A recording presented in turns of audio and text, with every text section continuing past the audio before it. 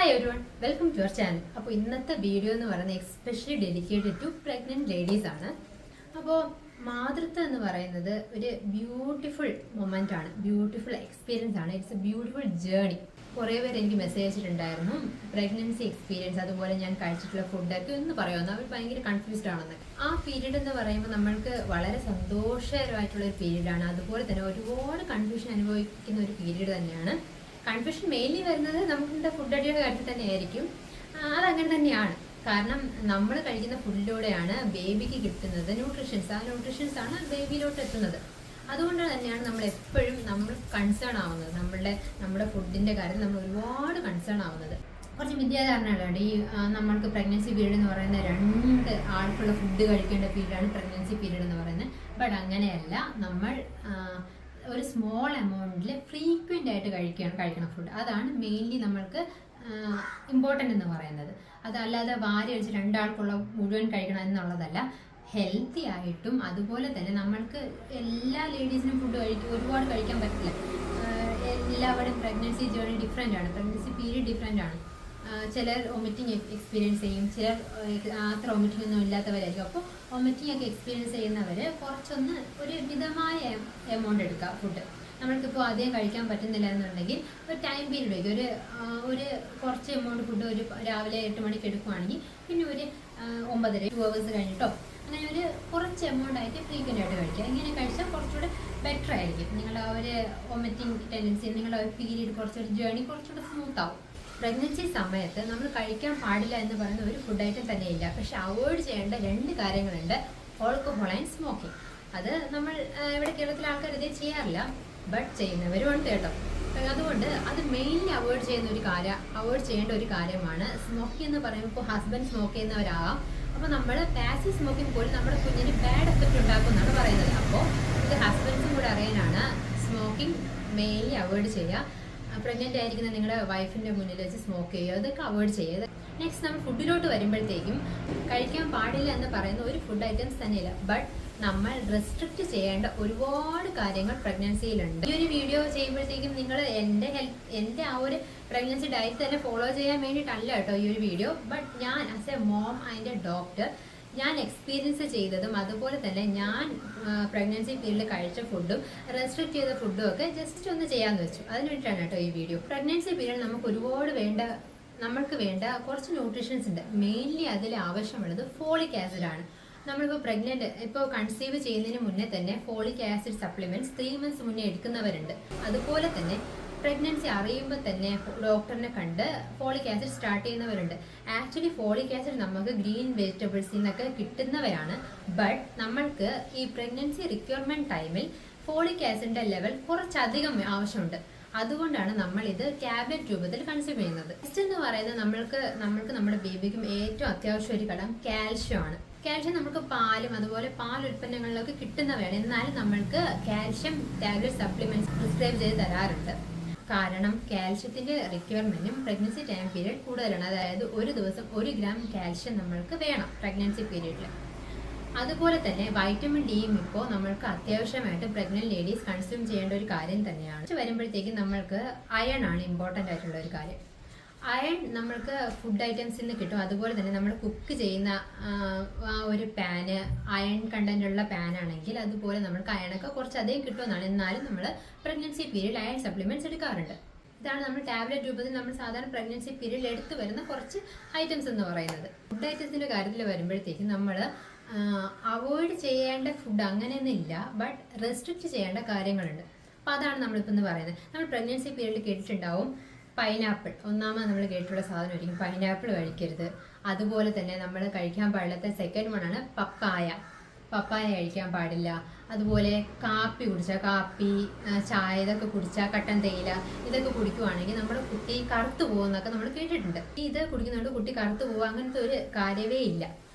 അതുപോലെ തന്നെ കൂടുതൽ കുങ്കുമപ്പൂ കഴിച്ചാൽ നമുക്ക് കുട്ടി വെളുത്ത് കിട്ടും, ഇങ്ങനെയൊക്കെ പറയുന്ന ആൾക്കാരുണ്ട്. ഇതൊക്കെ ഈ ഫുഡ് ഐറ്റംസിനെ പറ്റിയൊക്കെയാണ് ഞാൻ ഇന്ന് പറയുന്നത്. മെയിൻലി ഫോക്കസ് ചെയ്യേണ്ട കാര്യം എന്ന് പറയുന്നത് പ്രഗ്നൻസിയിൽ നമ്മൾ ഈറ്റ് റൈറ്റ് എന്നുള്ളതാണ്. ഈറ്റ് റൈറ്റ്, കറക്റ്റ് ആയിട്ടുള്ളത് കഴിക്കുക, അതാണ് നമ്മൾക്ക് വേണ്ടത്. പ്രഗ്നൻസി 3 stages ആയിട്ടാണ്. First trimester, second trimester, third trimester.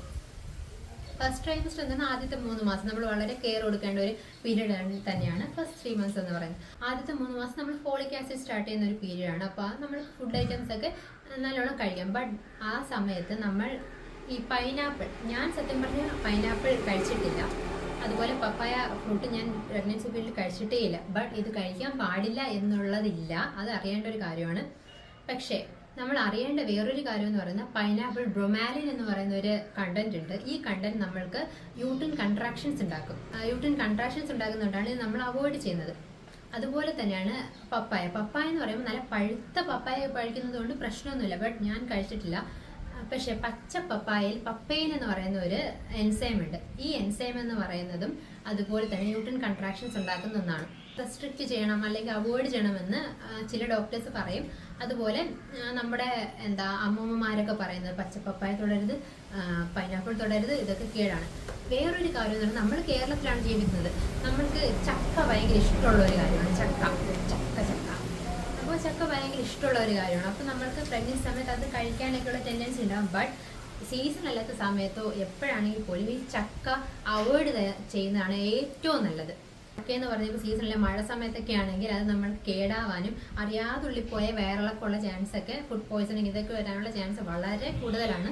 അതുകൊണ്ട് ഇതൊന്ന് അവോയ്ഡ് ചെയ്യാം. പ്രഗ്നൻസി സമയത്ത് ഏറ്റവും വേണ്ട ഒരു കാര്യം നമ്മൾ ധാരാളം വെള്ളം കുടിക്കുകയല്ല, ആവശ്യത്തിന് കറക്റ്റ് ആവശ്യത്തിന് നമ്മളുടെ ബോഡിക്ക് വെള്ളം വേണം, ആ രീതിക്ക് വെള്ളം കുടിക്കാം.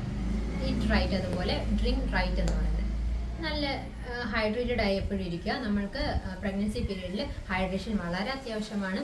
അതുകൊണ്ട് വെള്ളം നല്ല രീതിക്ക് തന്നെ കുടിക്കും. പിന്നെ വരുന്നത് നമ്മുടെ വെജിറ്റബിൾസ് ഒക്കെ നല്ലോണം കഴിക്കുക, സാലഡ് രൂപത്തിൽ കഴിക്കുക. പക്ഷേ നമ്മൾ ചെയ്യേണ്ട ഒരു കാര്യം, വെജിറ്റബിൾസ് മേടിക്കുമ്പോൾ എപ്പോഴും നല്ലോണം വാഷ് ചെയ്യുക. കാരണം കീടനാശിനികൾ ഒരുപാട് യൂസ് ചെയ്യുന്നുണ്ട്.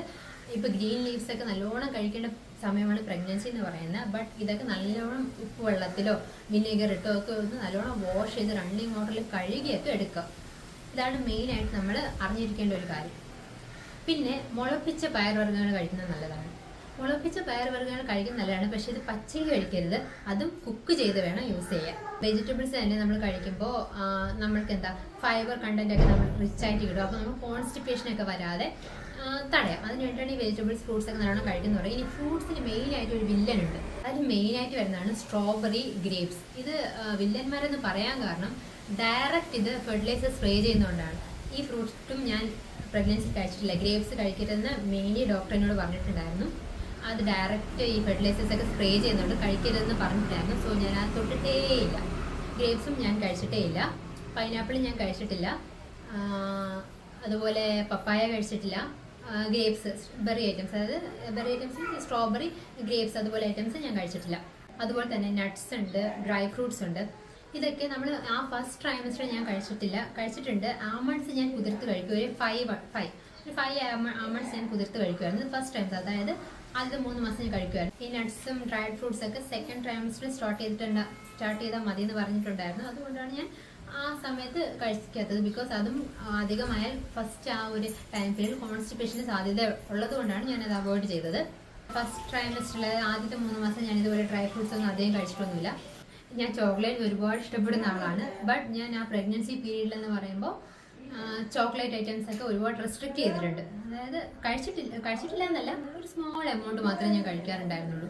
കാരണം നമ്മൾക്ക് പ്രഗ്നൻസി പീരീഡ് ചിലപ്പോൾ ഇപ്പോൾ നമ്മൾക്ക് ഫാമിലി ഹിസ്റ്ററി ഒക്കെ ഉണ്ടെങ്കിൽ, ഫാമിലി ഹിസ്റ്ററി ഓഫ് ഡയബറ്റിക് ഒക്കെ ആണെങ്കിൽ നമ്മൾക്ക് ആ ഒരു പ്രഗ്നൻസി പീരീഡിൽ ഗസ്റ്റേഷൻ ഡയബറ്റീസ് വരാനുള്ള ചാൻസ് ഉള്ളത് കൊണ്ടാണ് കേട്ടോ ഇതൊക്കെ അവോയ്ഡ് ചെയ്തത്. ആ ചോക്ലേറ്റ്സിൻ്റെ കാര്യം പറയുമ്പോൾ നമ്മൾക്കിപ്പോൾ ഐസ്ക്രീംസ് ഒക്കെ കഴിക്കാൻ ആഗ്രഹമുള്ളവരുണ്ടാവും. ബട്ട് ഇതൊക്കെ കഴിക്കേണ്ട എന്നല്ല, നമ്മൾ റെസ്ട്രിക്റ്റ് ചെയ്യണം.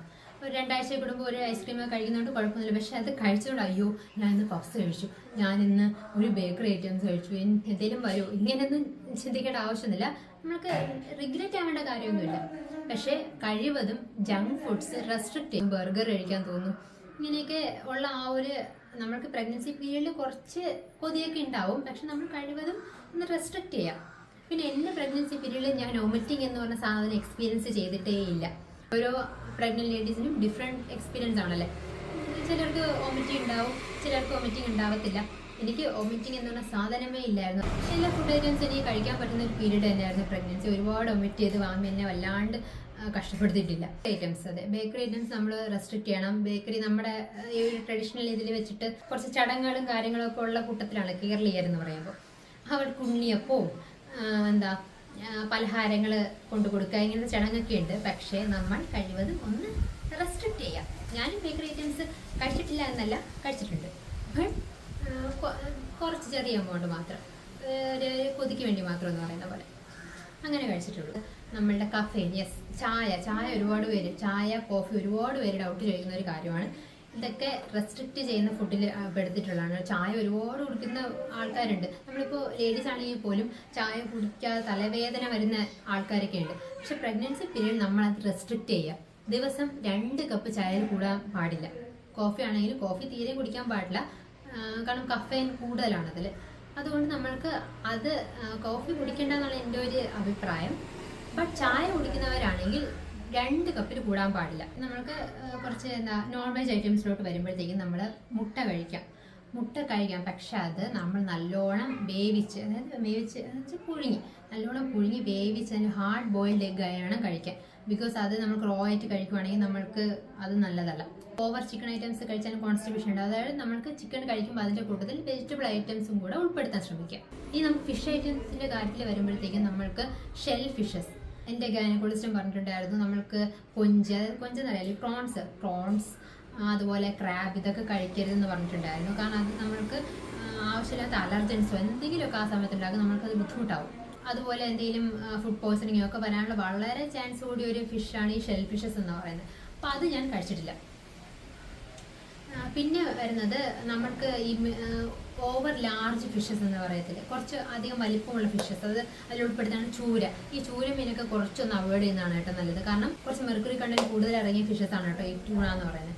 അപ്പോൾ നമ്മൾ ഇതൊക്കെ കുറച്ച് റെസ്ട്രിക്റ്റ് ചെയ്യാം. പക്ഷെ കഴിക്കാൻ പറ്റിയ നല്ല ഫിഷസ് ഉണ്ട്. തിലോപ്പിയ കഴിക്കാം, അതുപോലെ തന്നെ നത്തോലി സൂപ്പറാണ് കേട്ടോ. ഈ നത്തോലിയിലും അതുപോലെ തിലോപ്പിയ, നമ്മുടെ മത്തി, തിരുവനന്തപുരത്ത് ചാളയെന്ന് പറയും. അപ്പോൾ ഇതിലൊക്കെ നല്ലോണം നമ്മൾക്ക് വൈറ്റമിൻ ഡിയും DHA അടങ്ങിയിട്ടുണ്ട്. ഇതൊക്കെ കുഞ്ഞിൻ്റെ ന്യൂറൽ ഡെവലപ്മെൻറ്റ് നല്ലതാണ്. ഇനി നമ്മൾക്ക് ഡേറ്റ്സിൻ്റെ കാര്യത്തിൽ വരാം. ഡേറ്റ്സിൻ്റെ കാര്യം ഇതുപോലെ തന്നെ, നമ്മൾ പ്രഗ്നൻസി സ്റ്റാർട്ടിങ് പീരീഡ് ഡേറ്റ്സ് അധികം കഴിക്കണ്ട. ഞാൻ കഴിച്ചിട്ടില്ല ഡേറ്റ്സ്. ഞാൻ 3rd ട്രൈമസ്റ്ററിലാണ് കേട്ടോ കഴിച്ചെടുത്തത്. പ്രഗ്നൻസി ഡെലിവറി ആവാൻ പോകുന്ന ഒരു പീരീഡ്, അതായത് ആഫ്റ്റർ 36 വീക്സ് കഴിഞ്ഞതിന് ശേഷം ഞാനൊരു 2 ഡേറ്റ്സ് വെച്ച് ഡെയിലി കഴിക്കുമായിരുന്നു. ഇതുപോലെയാണ് ഞാൻ ഡേറ്റ്സ് കഴിച്ചിരുന്നത്. പിന്നെ അതുപോലെ തന്നെ കുങ്കുമപ്പൂവിൻ്റെ കാര്യത്തിൽ കേട്ടോ, സാഫ്രൺ സത്യം പറഞ്ഞാൽ ഞാൻ എടുത്തിട്ടേയില്ല. സാഫ്രൺ എന്ന് പറഞ്ഞ സംഭവം ഞാൻ എൻ്റെ ഡയറ്റിൽ ഉൾപ്പെടുത്തിയിട്ടുമില്ല, ഞാൻ എടുത്തിട്ടേയില്ല കുങ്കുമപ്പൂ. സാഫ്രൺ ഏറ്റവും കൂടുതൽ നമ്മൾ കേട്ടുള്ളത് കുട്ടി കളർ ഉണ്ടാക്കും, കളർ വെപ്പിക്കും എന്നൊക്കെയാണ്. ഇതൊരു മിഥ്യാധാരണയാണ്, അങ്ങനെ ഒരു കാര്യമേ ഇല്ല. സാഫ്രൺ എന്ന് പറയുന്നത് നമ്മൾ പ്രഗ്നൻസി പീരീഡ് ഫസ്റ്റ് തൊട്ട് എടുക്കുവാണെങ്കിൽ ഇറ്റ്സ് റിയലി ബാഡ്. അത് യൂട്രിൻ കോൺട്രാക്ഷൻസ് ഉണ്ടാക്കുന്നതാണ്. പ്രഗ്നൻസി സ്റ്റാർട്ടിങ് പീരീഡിൽ ഒരിക്കലും കുങ്കുമപ്പൂ എടുക്കരുത്. അത് നമ്മൾക്ക് വേണമെങ്കിൽ 3rd ട്രൈമസ്റ്ററിൽ വേണമെങ്കിൽ എടുക്കാം. അതും ഒരു ലീഫ് മാത്രമേ എടുക്കാൻ പാടുള്ളൂ കേട്ടോ. നമ്മൾ പാലിൽ കുടിച്ചാൽ പോലും ഒരു ലീഫ് മാത്രമേ കുടിക്കാൻ പാടുള്ളൂ.